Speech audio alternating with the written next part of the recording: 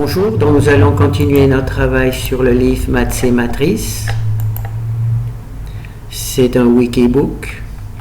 On est dans Propriétés et applications, Produits scalaires, le pseudo-inverse. Alors on va revoir on a vu des applications avec la QR décomposition.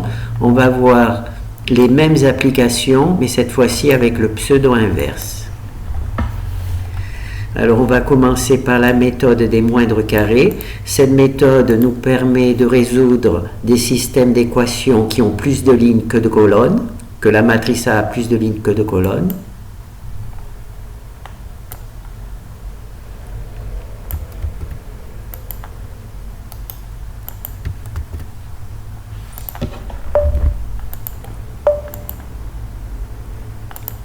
Alors ici on a une matrice A qui a 2 colonnes et 3 lignes, donc elle a plus de lignes que de colonnes, et il y a B, donc on pourrait construire le système AB, mais comme on n'en a pas besoin, alors on va essayer de le résoudre en utilisant le pseudo-inverse. Alors il suffit de multiplier le pseudo-inverse par la gauche par B pour avoir la solution, d'accord? Alors pour avoir le pseudo-inverse, alors il faut faire la décomposition singulière qui nous donne deux vecteurs V et U, le vecteur V et U, et une matrice diagonale S. On en prend l'inverse, on multiplie par V par la gauche et par UT, la transposée de U par la droite, et on obtient le pseudo-inverse. Alors quand je dis V est un vecteur, c'est une matrice de vecteurs. Et U aussi, c'est une matrice de vecteurs. Alors, on va voir ça. Là, on l'a résolu avec le pseudo-inverse. Maintenant, on va faire la même chose, la méthode des moindres carrés, mais avec la QR décomposition.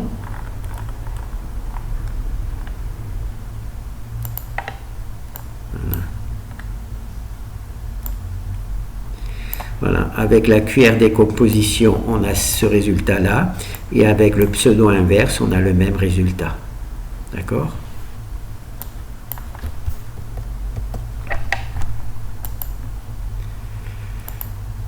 Pardon. Alors maintenant, ce qu'on va jeter un coup d'œil, c'est sur la fonction pseudo-inverse. Alors, ici, c'est le pseudo-inverse. Quand il y a plus de lignes que de colonnes, il y a une deuxième fonction qui s'appelle pseudo-inverse avec un C qui nous informe qu'on va travailler avec une matrice qui a plus de colonnes que de lignes. D'accord? Donc aujourd'hui, on va travailler avec plus de lignes que de colonnes. On va mettre une petite virgule pour faire une erreur. On a fait l'erreur, on supprime la virgule. Ça nous permet d'arriver au code directement. Donc ici, on a donc le code de la fonction pseudo-inverse avec plus de lignes que de colonnes. Alors, on utilise la décomposition singulière qui nous donne le vecteur U. On utilise la décomposition singulière qui nous donne le vecteur V. Avec U et V et A, la matrice de départ, on obtient une matrice diagonale S, qui est la valeur singulière. On en prend l'inverse. Et ensuite, grâce à V, à l'inverse de S et à U, la transposée de U, ça nous donne le pseudo-inverse. Voilà. Donc, on doit calculer le pseudo-inverse. Alors, on utilise la décomposition singulière qui nous donne le vecteur U. La décomposition... Ah, ben là, j'ai effacé. Voilà. On nous donne la décomposition singulière qui nous donne le vecteur U. On utilise la décomposition singulière qui nous donne le vecteur V. On utilise ces vecteurs U et V pour avoir la matrice S, qui est une matrice diagonale singulière, qui est la matrice, la valeur singulière sur la diagonale. On en prend l'inverse. Cet inverse nous permet de calculer le pseudo-inverse. Alors, on reprend V, la matrice diagonale inverse, et la transposée de U, et ça nous donne le pseudo-inverse. Voilà. Donc là, on a vu la fonction pseudo-inverse. Alors, il y a la même avec un C. Voilà. Alors, là, on a vu la méthode des moindres carrés. Voilà.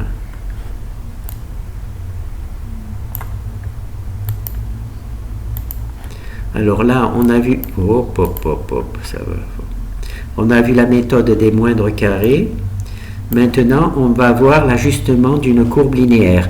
Cela veut dire on a une liste de nombres, enfin on a une liste de points, et on veut savoir quelle est la meilleure droite qui pourrait matérialiser, enfin imiter cette liste de points. Alors c'est le pseudo-inverse. On a déjà vu ça sur, avec la cuillère décomposition. Alors, on a une liste de points, x1, x2, x3, x4, et là, c'est l'équivalent y1, y2, y3, y4, d'accord? Alors, pour construire la matrice A, il suffit de mettre dans la première colonne les x0, et dans la deuxième colonne, les x1. Et dans B, on met les y, d'accord? Alors, A est formé de la matrice x des colonnes x puissance 0 et des x1. Les x1, ce sont les données qui nous sont fournies par les travaux que l'on a effectués pour avoir la liste des points. Et ici, on a dans B, on a les y.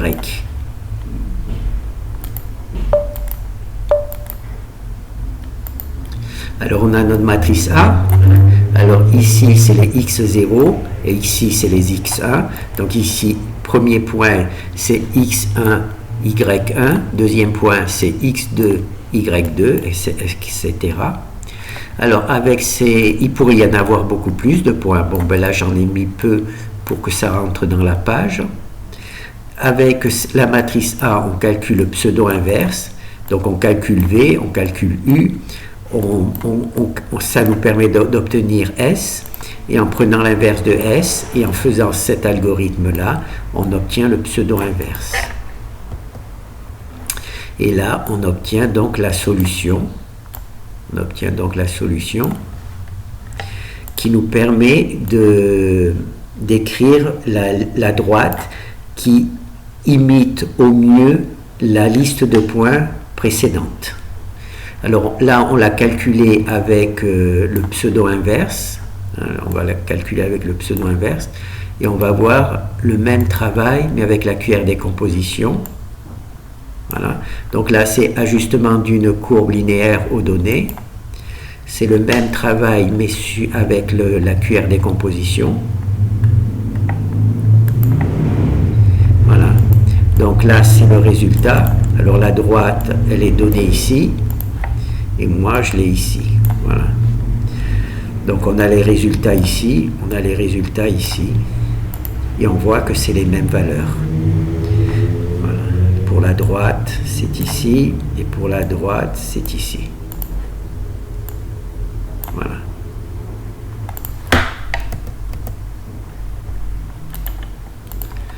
Alors, cet algorithme pour calculer la matrice A est un petit peu généraliste.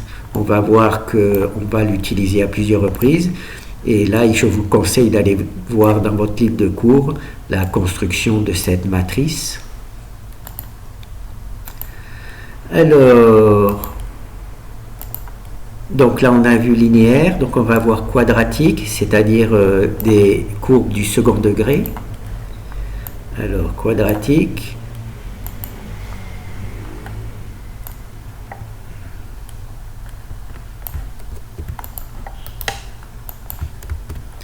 Alors, pour construire la matrice A, c'est le même algorithme que précédemment, x0, x1, mais on ajoute cette fois x au carré, parce qu'on va essayer de travailler sur des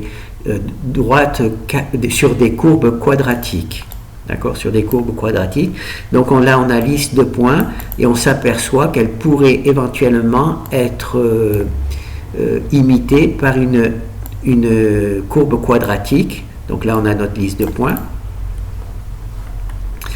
Donc ici, il y a les x, les x1, x1, y1, x2, y2.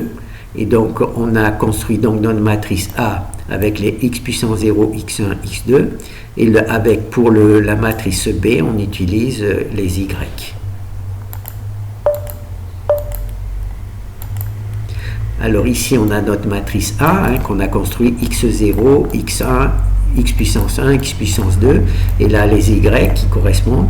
On en calcule le pseudo-inverse grâce à cette formule. Donc c'est le pseudo-inverse gauche. On multiplie ça B par le pseudo-inverse gauche, ça nous donne cette valeur-là.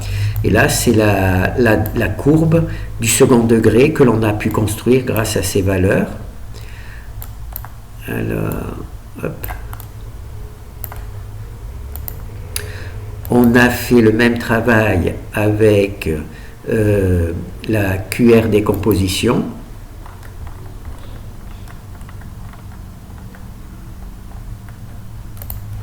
Voilà. Et avec la QR décomposition, on a ici la courbe du second degré. Et ici, on a la courbe du second degré. On s'aperçoit que c'est la même. Voilà. Une fois en calculant à partir de la QR décomposition et une fois en calculant à partir du pseudo-inverse.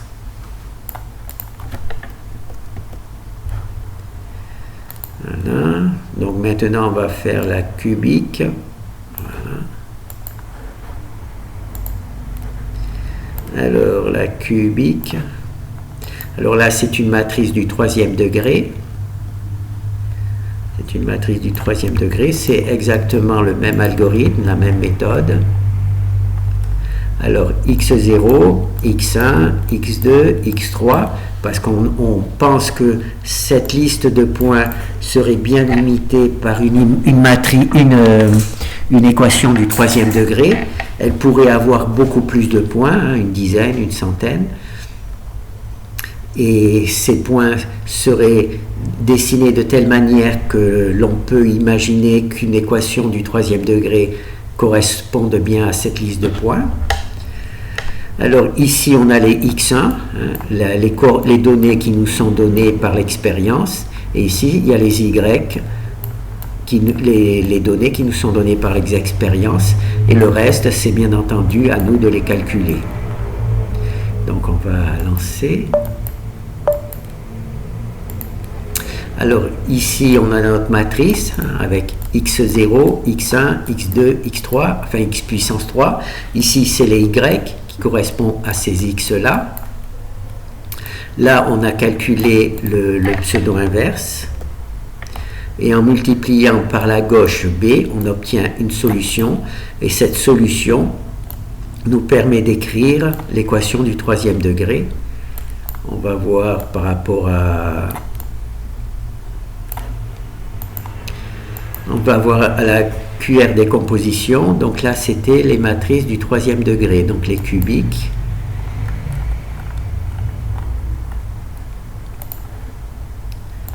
Voilà.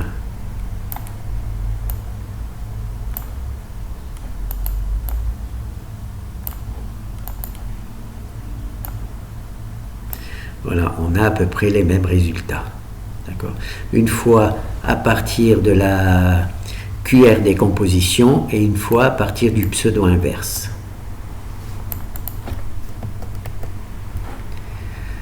Donc là, on remonte. Donc là, on a fait. Donc on va faire le quartique. Le quartique, c'est une équation du quatrième degré. Alors, quartique, voilà. On va donc travailler avec le pseudo-inverse. Alors, on a une liste de points, 10, 15, 20. Et on a l'impression qu'une équation du quatrième degré imiterait bien cette liste de points.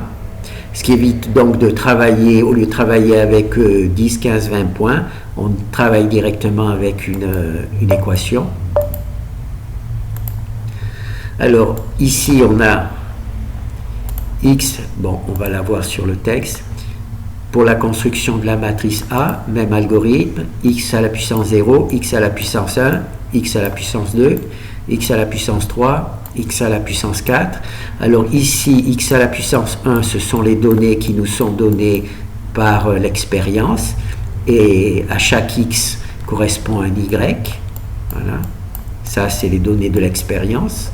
Et c'est à nous de calculer x puissance 0, x puissance 1, x puissance 2, x puissance 4.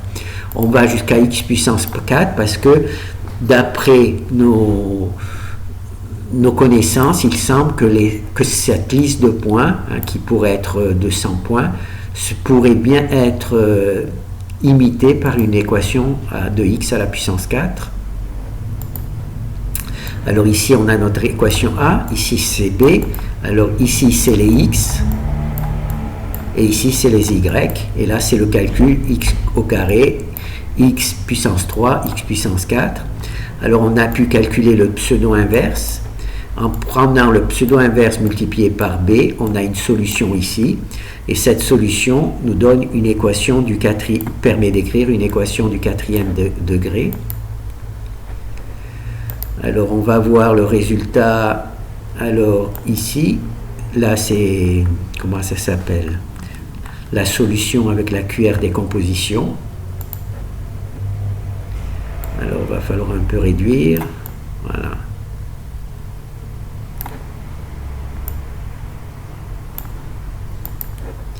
Voilà, on voit qu'on a à peu près moins 184, moins 184, 329, 329, on voit qu'on a à peu près les mêmes résultats. Et là, c'est l'équation du quatrième degré qui, normalement, imite au mieux la liste de points qu'on nous a donnée dans l'expérience. Donc là, c'est bon. Alors maintenant, ce qu'on va voir, c'est l'équation d'un conique. Alors un conique, c'est une équation, une courbe qui a ce type d'équation: ax au carré plus by au carré plus cx plus dy plus e. Alors e, on peut dire que c'est x à la puissance 0 et y à la puissance 0, ce qui va nous permettre de mettre un 1 ici. En effet, si e dépend de x à la puissance 0 et y à la puissance 0, eh bien on obtient un 1 ici. Voilà. Alors là, on nous donne obligatoirement 4 points, puisque c'est un conique, passe par 4 points. Un conique, c'est obligatoire, il passe par 4 points. Alors là, on nous donne les 4 points, et ça nous permet de construire 4 équations. La première, la deuxième, la troisième et la quatrième. Mais par contre, on a 1, 2, 3, 4, 5 inconnus. Donc il nous manque une ligne pour résoudre le système. Et on va décider que pour la première inconnue, c'est-à-dire le A, il sera égal à 1. Le A sera égal à 1.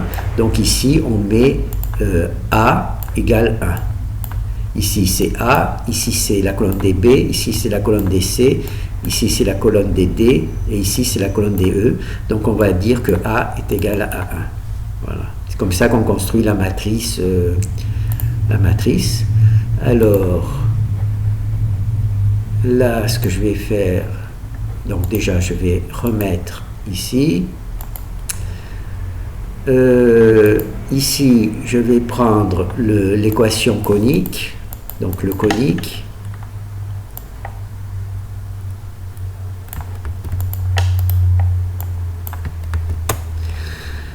Alors, pour écrire l'équation, eh bien, là, c'est les x au carré, là, c'est les y au carré, là, c'est les x, là, c'est les y, et là, c'est les e, c'est les x, x puissance 0, y puissance 0, hein. Et là, c'est tout simplement les B, le B. Alors, on va dire qu'au départ, A, c'est la première ligne, sera égale à 1. D'accord? A sera égal à 1. Alors, ici, c'est la colonne des A, ici, c'est la colonne des B, ici, c'est la colonne des C, et là, ici, c'est la colonne des D, ici, c'est la colonne des E. Voilà. Et ici, c'est les x qu'on nous a donnés. Ici, c'est les y qu'on nous a donnés. Et ici, c'est les x au carré, les x au carré, oui. Et ici, c'est les y au carré. Alors, dans la première ligne, j'ai décidé que a serait égal à 1. Alors, a est égal à 1. Donc, il n'y a plus de valeur puisque j'ai déjà résolu la première ligne. Voilà.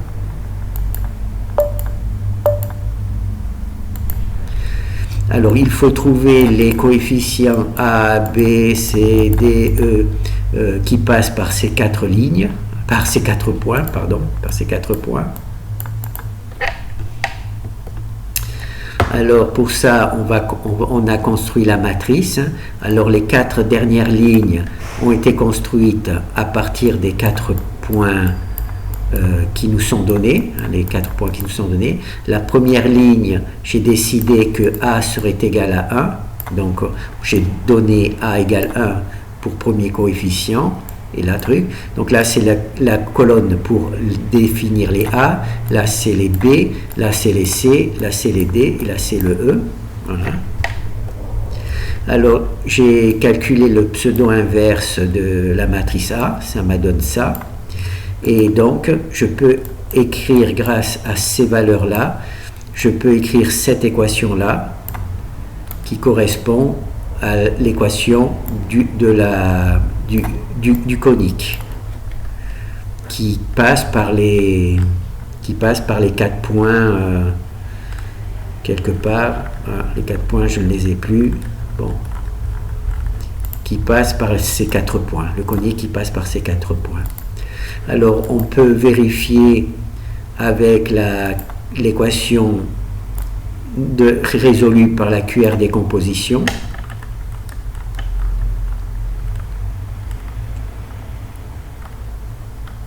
Alors, c'est ici, hein, la QR décomposition. Voilà. Voilà, on a à peu près les mêmes valeurs pour l'équation et pour le calcul des x. Voilà. Alors ça représente A, ça représente B, ça représente C, ça représente D, et ça représente E. Voilà. Bon, ça c'est bon. Alors, on va reprendre ici. Donc là, ce qu'on va faire, c'est l'équation d'un cercle. Le cercle, c'est un conique particulier. Donc on va prendre le cercle.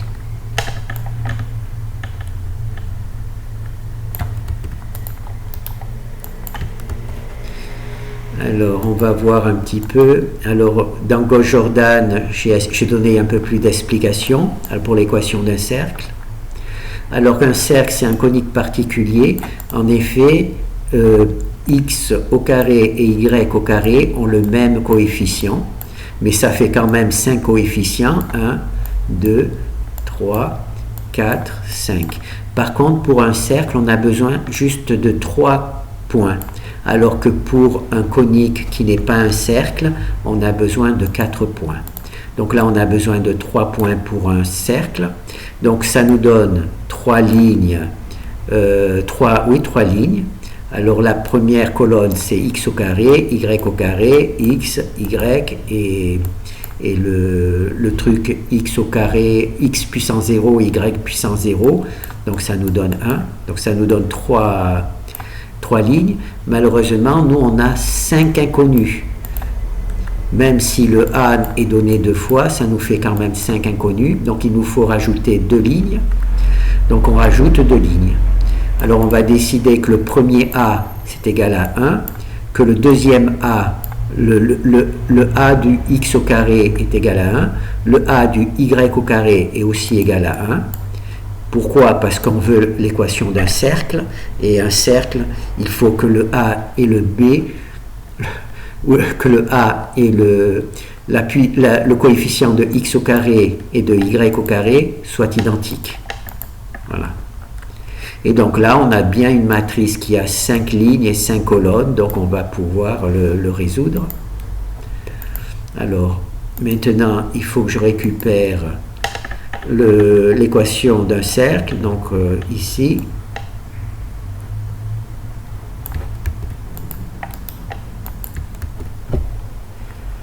Alors, on va voir dans le code. Alors ici, pour définir un cercle, il nous faut 3 points. Alors là, c'est le premier point, ça c'est le deuxième point, et ça c'est le troisième point. Donc ici, on a notre matrice, hein, notre matrice. Alors ici, alors je vais supprimer ça. Ici, on a nos 3 équations qui correspondent aux 3 points qu'on nous a donnés, hein, x, y, z. Alors, il faut calculer naturellement le x au carré, le y au carré et le e. Et là, j'ai décidé que le premier point, enfin le coefficient a de x au carré serait égal à 1. Je l'ai matérialisé ici. Que le a de y au carré serait égal à 1, c'est la deuxième ligne. Le a de y au carré serait aussi égal à 1. Voilà. Tout ça pour que la matrice, pour que le résultat va nous donner l'équation d'un cercle.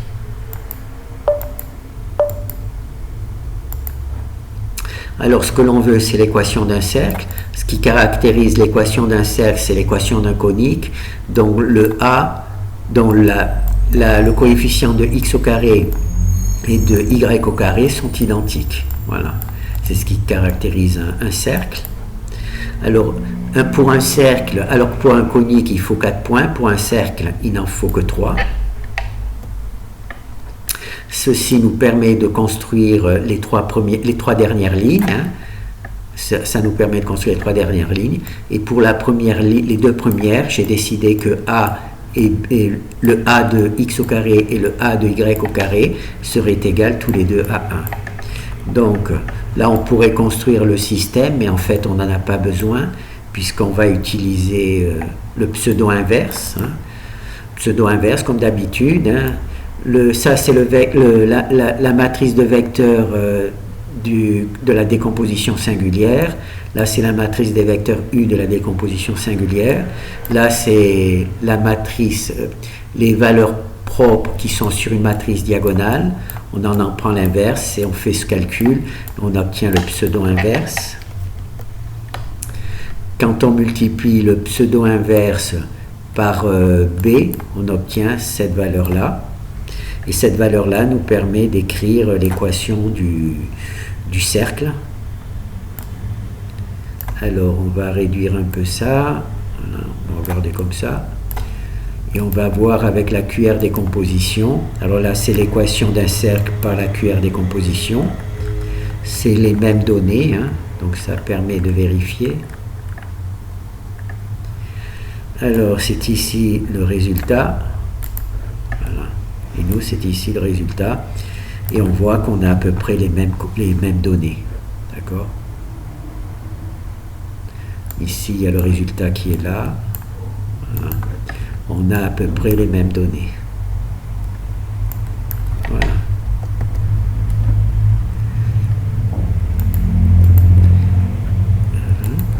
Donc ici, on a donc travaillé sur le pseudo-inverse. Hein. Le pseudo-inverse gauche, c'est celui qui a le plus de lignes que de colonnes. Alors, le nom de cette fonction, c'est... Bon, je vais voir sur le truc, ça sera plus facile. Le nom de cette fonction, c'est pseudo-Rn. Rn, parce qu'il y a plus de lignes que de colonnes. Et c'est le pseudo-inverse gauche. Il y a le pseudo-inverse droit qui a plus de colonnes que de lignes. D'accord ? C'est une deuxième fonction. Alors, on a vu qu'on a pu résoudre par la méthode des moindres carrés. Cette méthode est proposée quand il y a plus de lignes que de colonnes. D'accord ? On ne peut pas la résoudre avec Gauss-Jordan, donc ici, on l'a résolue avec le pseudo-inverse. Le pseudo-inverse. Alors, on a aussi utilisé pour ajuster à une courbe linéaire un ensemble de données. On a 10, 15, 20 points et on s'aperçoit que ces points pourraient être imité par une droite. Là, c'est ce qu'on a fait ici. Là, on pourrait faire la même chose, mais au lieu d'une droite, on s'aperçoit qu'une équation du second degré imiterait mieux cette liste de points. Là, on s'est aperçu qu'une équation du troisième degré imiterait mieux ces points. Et là, c'est une équation du quatrième degré qui semblerait mieux imiter cette liste de points. Ensuite, ici, on a travaillé par rapport à un conique. D'accord? Donc, on a 4 points. Il faut trouver les coefficients A, B, C, D, E qui permettent de dessiner ce conique. Et là, par contre, c'est l'équation d'un cercle. Le cercle, c'est un conique particulier où il y a le x au carré et y au carré ont le même coefficient. Voilà. Et on a vu qu'avec la QR décomposition et le pseudo-inverse, on obtient la même valeur. Il y a une autre méthode, la méthode des moindres carrés, et cette méthode est basée sur l'utilisation de la matrice A, sa transposée, et donc on va voir le même travail avec, cette méthode, et on verra qu'on obtiendra le même résultat qu'avec la QR décomposition et le pseudo-inverse. Merci. Et là, le dernier truc que l'on ne fera pas, c'est comparer les algorithmes. Alors, on va ici, par exemple, comparer Gauss-Jordan, la QR décomposition, la pseudo-inverse et la matrice des moindres carrés, la méthode des moindres carrés, et on verra qu'à chaque fois on obtiendra à peu près le même résultat. Voilà.